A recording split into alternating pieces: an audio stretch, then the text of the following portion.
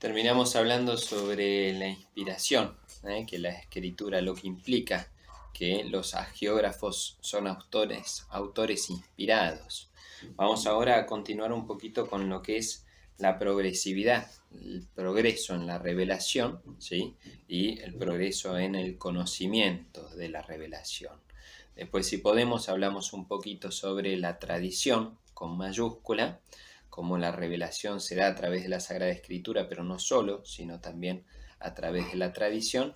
Y si logramos, hablamos un poquito de los géneros literarios para pasar después, más adelante, a lo que fue la historia de la salvación y adentrarnos con la historia de la salvación en los libros sagrados. Pero vamos entonces al comienzo, el progreso de la revelación. Les decía en alguna de estas clases que Dios no se quita el velo de la noche a la mañana y nos muestra todo su ser, sino que mismo con su nombre se va revelando de una manera velada, valga la redundancia. Es un misterio para nosotros y poco a poco se nos va dando a conocer. No es de la noche a la mañana que uno puede decir yo ya lo conozco, ya sé todo de él o ya se me mostró y listo, sino que uno lo va conociendo de a poco, que en realidad no es nada distinto como uno conoce cualquier otra persona. Nadie dice, bueno, yo ya lo conozco y listo, sino que siempre vamos profundizando en ese conocimiento. Y al principio puede que conozcamos simplemente lo de afuera y después con el tiempo vamos conociendo cómo es como persona, cómo es su corazón, cuáles son sus valores y antivalores, cuáles son sus fortalezas, cuáles son sus debilidades, y así vamos con el tiempo conociendo al otro. Bueno, con Dios de la misma manera se nos va dando a conocer poco a poco a lo largo de la historia de la salvación. Ahora, esa revelación llega a su culmen en Jesucristo, ¿sí? En Jesucristo Dios se nos muestra de manera plena, sabiendo que es un misterio, ¿no? De manera plena es una manera de ser, de decir, manera plena va a ser en el cielo el día de mañana, pero en Jesucristo la revelación llega a su plenitud. Se dice que con la muerte del último de los apóstoles, ahí la revelación ya terminó en cierta manera, la revelación ya llegó a su culmen. Una cosa es que Dios termine de revelarse, otra cosa es que nosotros terminemos de conocerlo o profundizar. En eso nos sirve de ejemplo Pedro, ¿no? San Pedro vivió con él, con Jesús, escuchaba sus enseñanzas y así como escuchamos en Mateo 16, 17, como Jesús lo elogia, feliz de ti, Pedro, hijo de Jonás, porque esto no te lo ha revelado ni la sangre ni la carne, sino mi Padre que está en el cielo. Al versículo siguiente o pocos versículos después, en el versículo 23, le dice, ve detrás de mí, Satanás. ¿Por qué? Porque Jesús le anunciaba que debía morir crucificado. Entonces, si bien Pedro en ciertas cosas estaba inspirado y realmente el Espíritu Santo soplaba sobre él, en otras, pobrecito, no terminaba de entender, ¿no? Dios, Jesús se revelaba, pero no siempre nuestro conocimiento sobre este Dios revelado terminamos de hacerlo en profundidad, ¿sí? Entonces una cosa es que en Jesús se haya revelado por completo y otra cosa es que nosotros lleguemos a incorporar, si se quiere, o a comprender esa revelación. Un ejemplo de esta progresividad, ¿sí?, en la revelación es lo que todos conocemos por la ley del talión, ¿sí?, ese famoso ojo por ojo, diente por diente. Es sabido, y no estoy diciendo ninguna novedad, como ese ojo por ojo y diente por diente, que hoy en día a nosotros nos parece en cierta manera una aberración, en su momento fue un progreso. Antiguamente vos robabas y te cortaban la mano, o vos, no cumplías tu palabra y te mataban, por decirlo, ¿no? Entonces el castigo no era proporcional a aquella falta cometida. Ojo por ojo, diente por diente, vino a justamente equilibrar los platillos en cierta manera y hubo un progreso en el ojo por ojo, diente por diente, de lo que se hacía antiguamente, hablando desde la moral, pero es parte de la revelación también. Ahora, Jesús vino a traernos un paso más, poner la otra mejilla, perdonar, dar la vida por los otros, perdónalos porque no saben lo que hacen. A ese primer escalón que se había subido y que era un avance, bueno, Jesús sube 2 o 3 escalones más. Ahí vemos, insisto, desde la ética, cómo la revelación es progresiva.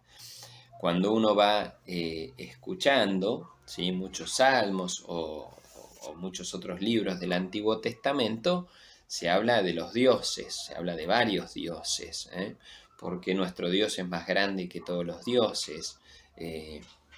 Hay varias citas que hablan de eso.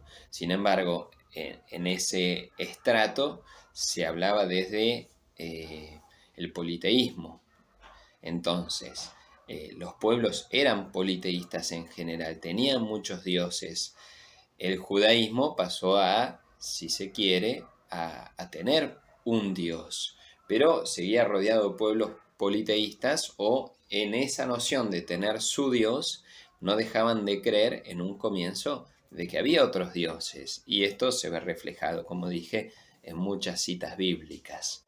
Con el tiempo, el pueblo judío se dio cuenta, el pueblo hebreo, mejor dicho, se dio cuenta de que no es que su Dios era más grande que los otros dioses, sino de que su Dios era el único Dios. Y pasamos de un estrato politeísta a un monoteísmo, donde se cree en un solo Dios. En esto fue habiendo un avance inmenso.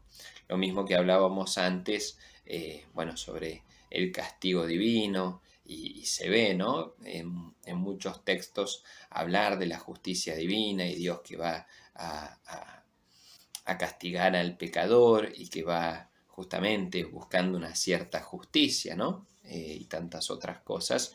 Se habla desde ese vocabulario que a nosotros un poco nos asusta o nos hace abrir los ojos. Sin embargo, Jesús nos fue revelando, y mucho antes de Jesús también, muchos profetas nos fueron revelando un Dios mucho más maternal, paternal, y con Jesús eso llega a su plenitud, al punto de llamarlo Abba, llamarlo padre, papá, papito, ese Abba tan famoso. Entonces, en este camino de la historia de la salvación, en este camino de la revelación, fuimos poco a poco progresando en el camino a conocer mejor a Dios. Porque Dios se nos fue revelando progresivamente, y porque progresivamente también lo vamos conociendo, vamos profundizando en esa verdad revelada. Haciendo hincapié en este descenso, si se quiere, en esta profundización, hay una cita muy linda de San Vicente de Lérins, que aparece en el breviario, cuando celebramos, no me acuerdo qué fiesta es, debe ser en la de San Vicente, valga la redundancia. Tenemos este pasaje de San Vicente que nos ayuda a entender justamente esta progresividad en el conocimiento de la revelación. Los miembros de un lactante son pequeños, y más grandes los de los jóvenes, y siguen siendo los mismos. Tantos miembros tienen los adultos cuanto tienen los niños, y si algo nuevo aparece en edad más madura, ya preexistía en el embrión. Así nada nuevo se manifiesta en el adulto que ya no se encontrase en forma latente en el niño. No cabe ninguna duda de que este es el proceso regular y normal del progreso, según el orden preciso y bellísimo del crecimiento. El crecer en la edad revela en los grandes las mismas partes y proporciones que la sabiduría del Creador había delineado en los pequeños. Si la forma humana adoptase con el tiempo un aspecto extraño a su especie, si se le añadiese o se le quitase algún miembro, necesariamente todo el cuerpo moriría o se haría monstruoso, o al menos se debilitaría. Estas mismas leyes de crecimiento debe seguir el dogma cristiano, de modo que con el paso de los años se vaya consolidando, se vaya desarrollando en el tiempo, se vaya haciendo más majestuoso con la edad, pero de tal manera que siga siempre incorrupto e incontaminado, íntegro y perfecto en todas sus partes, y por así decir, en todos sus miembros y sentidos, sin admitir ninguna alteración, ninguna pérdida de sus propiedades, ninguna variación en lo que está definido. Esto está en Commonitorum número 23, insisto, de San Vicente de Lérins. Entonces, ¿a qué va? Que los dogmas no son revelación que continúa, sino que es nuestra interpretación desde la Iglesia de la revelación que ya llegó al culmen en Jesucristo.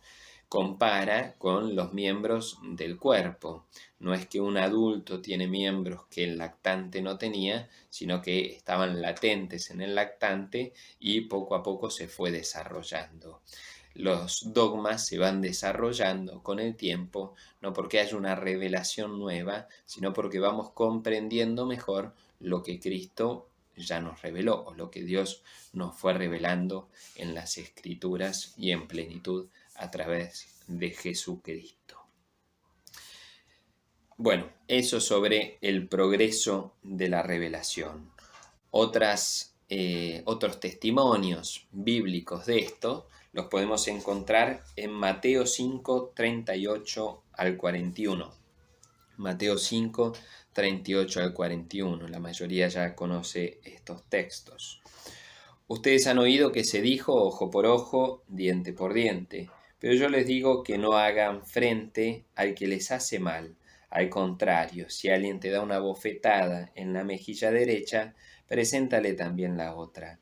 Al que quiere hacerte un juicio para quitarle la túnica, déjale también el manto. Bueno, ese es el ejemplo que había citado anteriormente. La ley del talión pasa a una plenitud mayor cuando se habla del perdón y de poner la otra mejilla. Y después otra cita muy clara y también conocida, Mateo 19 del 7 al 9. Mateo 19 del 7 al 9, y ahí en los alrededores, los versículos de alrededor, los que siguen y los que están antes, supongo yo, van a encontrar también muchos ejemplos casi iguales a este. Le replicaron a Jesús, ¿no? Entonces, ¿por qué Moisés prescribió entregar una declaración de divorcio cuando uno se separa? Él les dijo, Jesús les dice, Moisés les permitió divorciarse de su mujer debido a la dureza del corazón de ustedes, pero al principio no era así. Por lo tanto, yo les digo, el que se divorcia de su mujer, a no ser en caso de unión ilegal, y se casa con otra, comete adulterio. Mateo 19, del 7 al 9. Está mostrando justamente, antes por la dureza del corazón, Moisés decía esto. Bueno, ahora Jesús como que retruca, ¿no? Nos invita a una mayor entrega y nos muestra, nos revela de mejor manera cuál es la vida que debemos seguir. Son varios los pasajes en los que Jesús dice, ustedes han escuchado qué se dijo, ojo por ojo, diente por diente, ustedes han escuchado qué se dijo, y así va citando cosas del Antiguo Testamento, sin embargo yo les digo, y apuesta por más, nos invita a más. Eso, insisto, va mostrando la progresividad de la revelación. En Jesús esa revelación llega al culmen. Bueno, los invito ahora a que reflexionemos un poco y nos adentremos en lo que son los géneros literarios, cosa fundamental a la hora de leer la Biblia, de leer cualquier cosa en realidad, pero a la hora de leer la Biblia va a ser más que importante. Les leo una cita como introducción, después vamos a hacer el ejercicio con la Biblia de entender un poquito esto. La cita es de Dei Verbum 12. Dei Verbum 12. Después sigue Dei Verbum 12, pero eso ya nos corresponde para otro tema. Por ahora vamos a quedarnos en el principio. Dice, para descubrir la intención del autor, hay que tener también en cuenta, entre otras cosas, los géneros literarios, pues la verdad se presenta y se enuncia de modo diverso en obras de distinta índole histórica, y dice, según su tiempo y cultura, por medio de los géneros literarios que se utilizaban en esa época.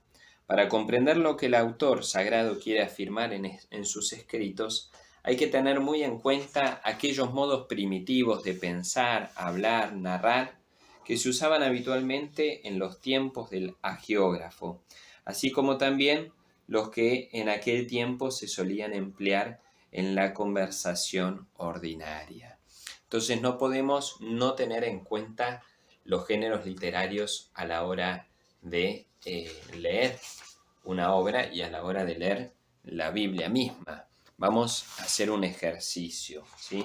Yo les presento algunas citas y los invito a que lo busquen en sus Biblias.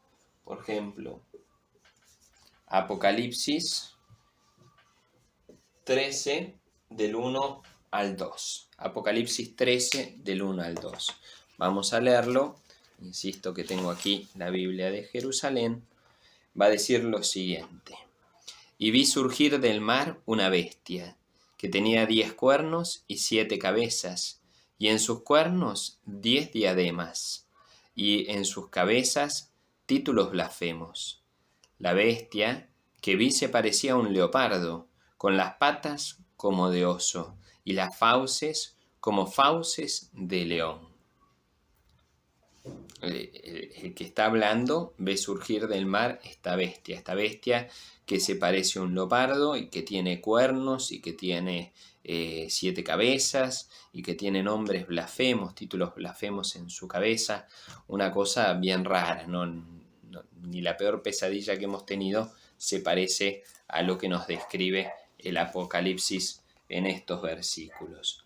Vamos ahora al Cantar de los Cantares y vayan notando qué distinto suena al oído y al corazón cada una de las cosas que estamos escuchando. La bestia que surge del mar y ahora en el Cantar de los Cantares 1:7.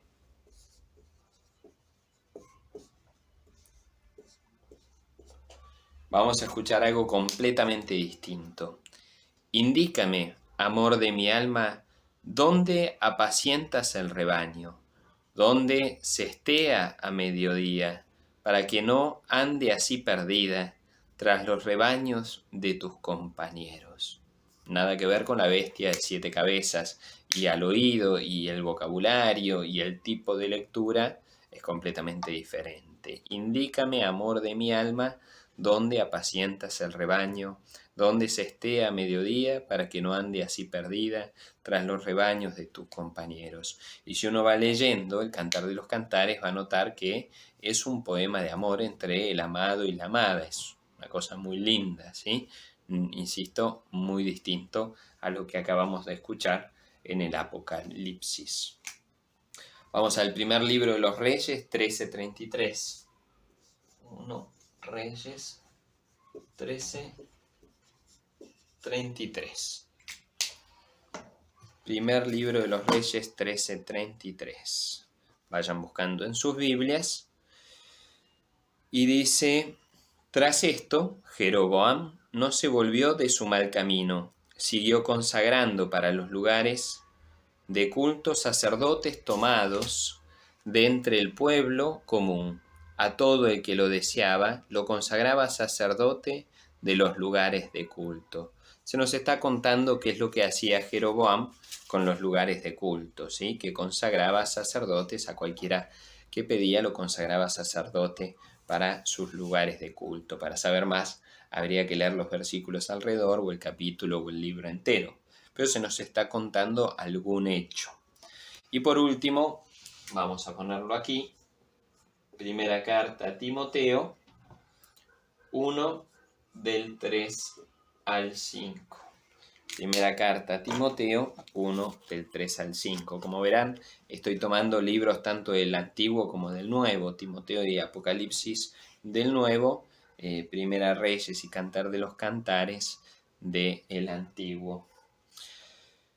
Capítulo 1, versículos 3 al 5. Al partir yo para Macedonia, te rogué que permanecieras en Éfeso, para que mandaras a algunos que no enseñasen doctrinas extrañas, ni dedicasen su atención a fábulas y genealogías interminables, que se prestan más para promover disputas que para realizar el plan de Dios fundado en la fe.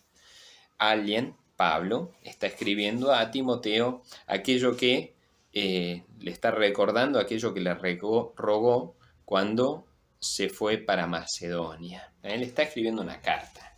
Entonces, en el género literario tenemos que tener en cuenta qué género literario es a la hora de leer un libro. No es lo mismo el Apocalipsis, que es un género literario, dicho sea de paso, el apocalíptico, el libro de Daniel en el Antiguo Testamento, también tiene unos cuantos capítulos apocalípticos.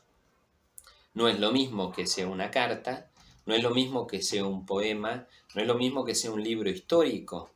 Entonces, los objetivos del libro son distintos. Recordemos lo que dijimos la clase pasada, leyendo Evangelii Gaudium. Tenemos que tener en cuenta cuál es el objetivo del autor a la hora de escribir un texto, del autor sagrado y por tanto de Dios a través del autor sagrado. Esto que parece tan tonto, tan básico, voy a poner ejemplos para que quede más de manifiesto todavía, ¿sí? Porque a veces entremezclamos mucho qué es la Biblia y qué es cada libro de la Biblia. Es como si uno agarrara el Principito de Saint-Exupéry y que uno dijera, acá hay que prender fuego a Saint-Exupéry porque es un mentiroso, porque está diciendo que el niño habló con el zorro y los zorros no hablan, o que hablaba con su rosa, o que iba de planeta en planeta. Sabemos que eso no es cierto. Si alguien hiciera este planteo, uno le diría, no seas tonto, es un cuento, evidentemente es un cuento. No busca ser un libro de historia, es un cuento, que como cuento quiere dejarnos una enseñanza y de hecho el Principito nos deja muchas enseñanzas. Pero tenemos que meter la historia que estamos leyendo dentro de la cabeza de un libro de historia, de un libro, de un cuento justamente, y no de un libro de historia. O es como si yo llegara a la cocina y veo a mi madre buscando en el libro de recetas cuándo murió Napoleón. Evidentemente que no lo va a encontrar. ¿Por qué? Porque le está haciendo la pregunta incorrecta al libro incorrecto. No es un libro de recetas el lugar para encontrar el dato histórico de cuándo murió Napoleón.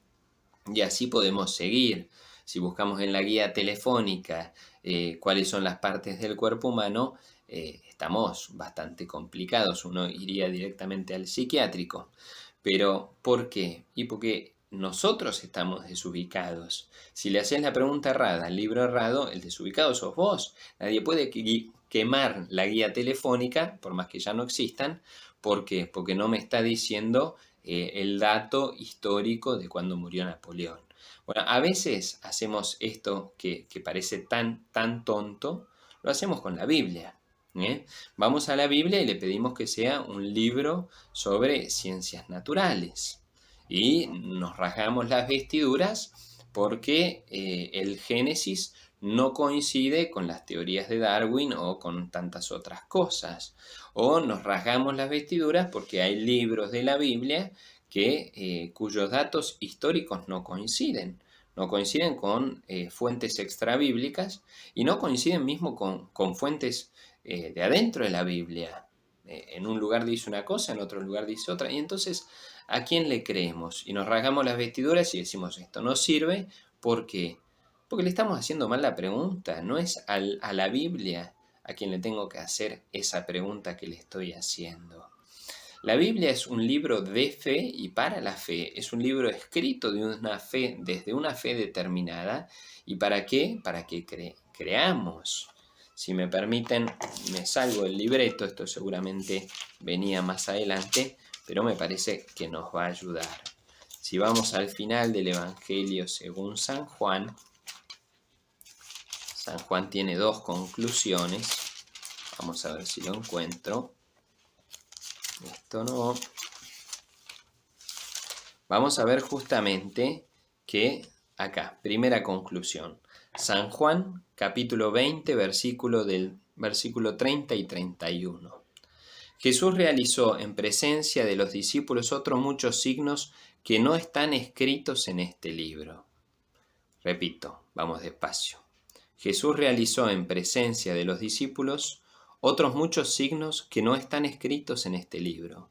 Estos, los que sí fueron escritos, han sido escritos para que creáis que Jesús es el Cristo, el Hijo de Dios, y para que creyendo tengan vida en su nombre. ¿Para qué fue escrito el Evangelio según San Juan? Para que crean y creyendo tengan vida en su nombre, para creer en Cristo y creyendo en Cristo tengan vida en su nombre. Podemos ampliar esto. ¿Para qué fue escrita la Biblia? Para que creamos. Es un libro escrito desde la fe. ¿Para qué? Para que creamos. Desde la fe para la fe. Un pueblo creyente fue escribiendo, justamente por inspiración divina, esto que Dios les iba mostrando. Esta revelación la fue escribiendo para que otros compartan su misma fe. Entonces, insisto, si quiero hacer una pregunta de ciencias naturales, no voy a venir a la Biblia a buscar la respuesta de ciencias naturales. Si quiero hacer una pregunta de historia, no es la Biblia el lugar más propicio para hacer la pregunta sobre la historia. Sin embargo, ya lo dijimos la clase pasada, hay muchísimo dato histórico y hay muchísimo sustrato histórico que no podemos perder. Pero la Biblia no es un libro de historia. ¿Se entiende? Entonces, si nos parece tan tonta la comparación de la guía telefónica, del libro de recetas o de El Principito, bueno, no hagamos lo mismo con los libros de la Biblia o con la Biblia misma. ¿Cómo pienso esa bestia de 7 cabezas, con cuernos en cada una de las cabezas y nombres blasfemos? Leo eso de la misma manera que leo el Cantar de los Cantares, de la misma manera que leo el Génesis, de la misma manera que leo un salmo, porque son géneros literarios distintos, un evangelio. Entonces, tengo que ubicarme en el género literario que estoy leyendo, ¿sí? En cualquier libro de la Biblia tengo que hacer eso y en cualquier libro que lea. Hace poco se armó un despelote de novela, hace no tan poco, ya unos años, porque se publicó el libro de Código Da Vinci, que es una novela, pero tuvieron que salir biblistas por todos lados a dar charlas diciendo que Código Da Vinci es una novela y aclarando ciertas cosas de los evangelios de María Magdalena y de Jesús, porque la novela decía no sé qué cosa. Entonces, tenemos que ubicarnos en ese contexto y no es la única vez que pasó en muchos otros casos. Pero si nos ubicamos en qué es una novela y qué busca una novela, no vamos a estar pidiéndole preguntas o respuestas erradas a la novela o a cualquier otro libro.